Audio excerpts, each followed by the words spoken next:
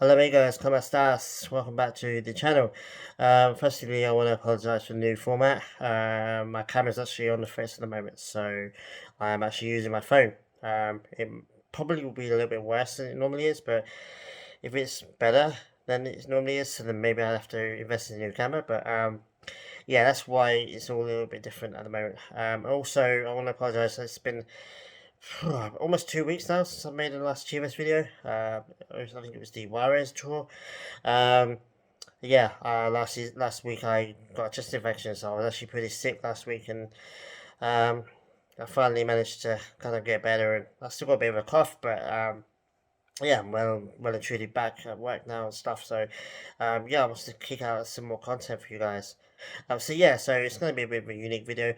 I've got 3 games to cover in episode 4. So obviously it was a 0-0 draw against Santos Laguna. Um, what can I say? Acevedo made a really good save.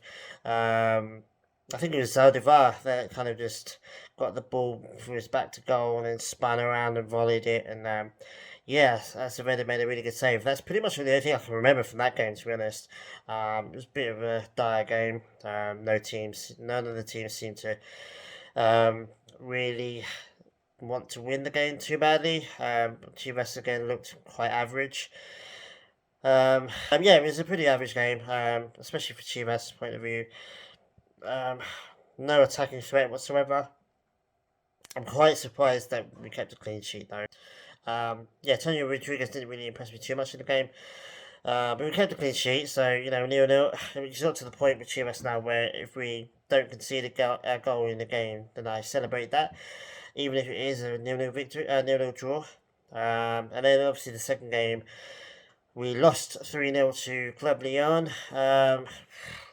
I think we were in the game for quite a long spell of the game, and then obviously conceded 1-0. And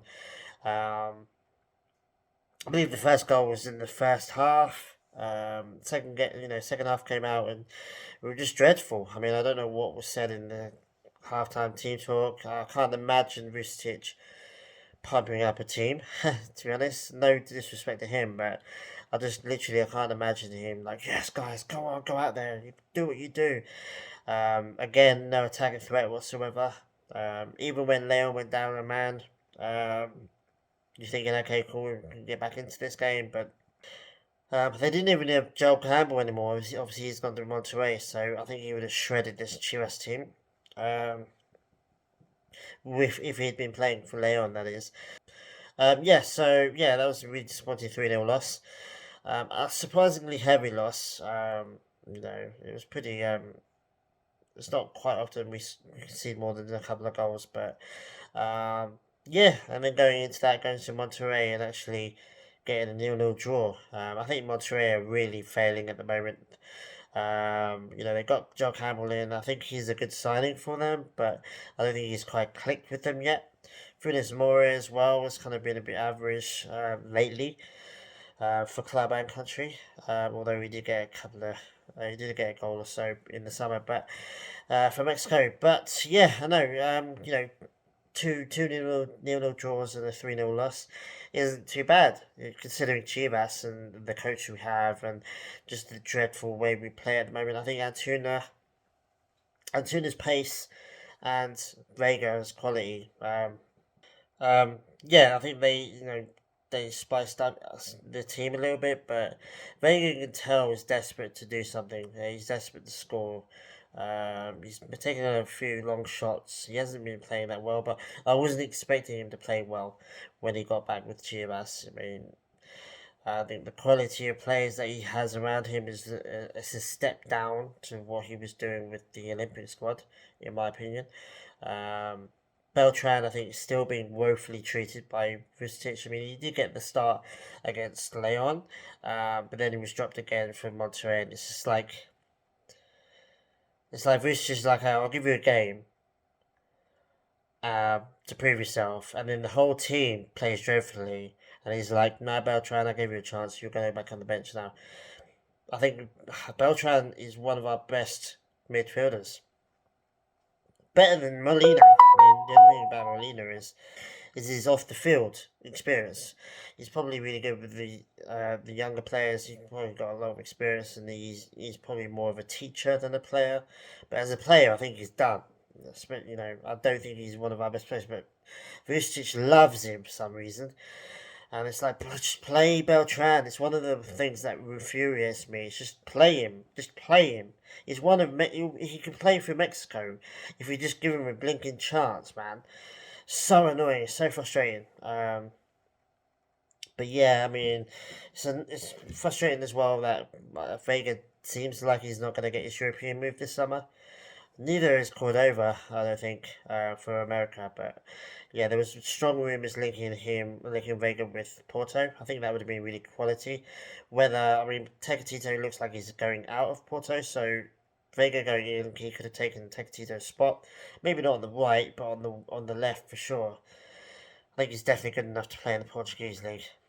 But yeah, that doesn't seem to be happening now, so he's going to be there for at least another 6 months or so, at least till Christmas. So I don't know. I mean, Vucic can't get the best out of these attacking players.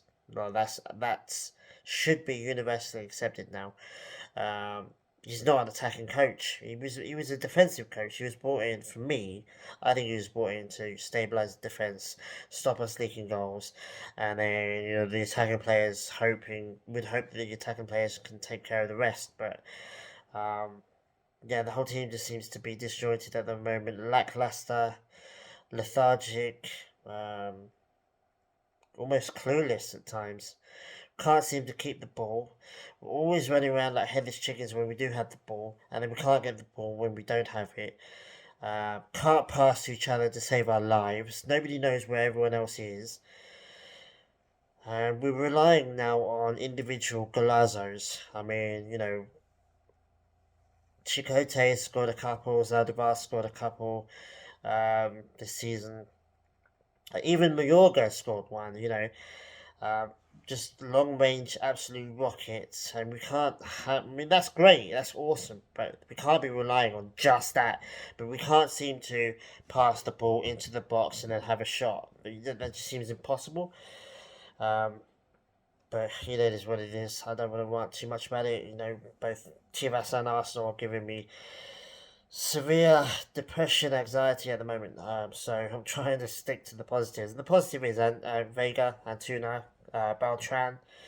I don't want to see Beltran leaving because he's not getting opportunities. Vucic needs to be just told to play Beltran, because at the end of the day, even if we lose, at least we can say Beltran's getting experience. He's improving because he's getting game time.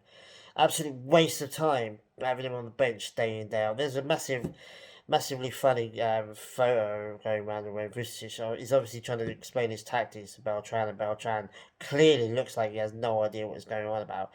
And that's just the whole of Chivas right now. But I don't think we're going to replace him anytime soon. There's rumours of Jimmy Lozano, the Olympics coach who left after the Olympics, got the bronze medal, got the bronze medal and then left, which is pretty cool. I would rate him. It would be interesting to see how he does with the Chivas players. I think Chivas players, like I said, are a bit of a step down to the players that he had in the Olympics, but I think he would get the best out of Vega and Antuna and Angulo as well, and Chicote I think could thrive under him. Beltran as well, I think will play. Although we didn't really play Beltran in the Olympics, but we had quality midfielders. We had actually good midfielders in the Olympics, so I can understand Beltran not playing for the Olympics, but we don't have a good midfield, in my opinion. It's not just Molina. I think all of our midfielders are average at best. And Molina's only average because he's old. Like, let's just be real. Back in his day, he was a good midfielder. It's just not anymore. But yeah. Anyway, I'll obviously let you know, guys, if we end up firing for Stitch and get somebody else in. Just miss the days of Matias Almeida, to be honest with you. Every time that Chivas play badly, it's just like what Almeida would do with some of the players in the squad.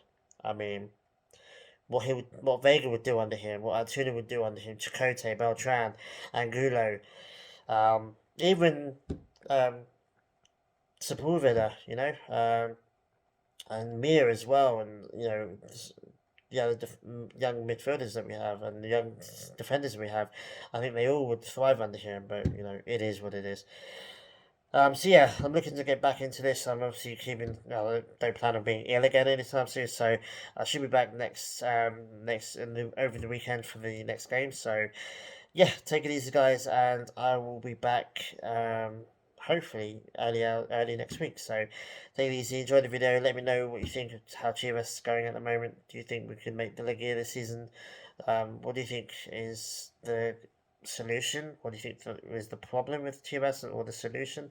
So yeah, let me know, guys, and I always reply in the comments as you know. So yeah, take it easy, guys, and thanks again for putting up with the new format, and I'll see you guys next time. Adios.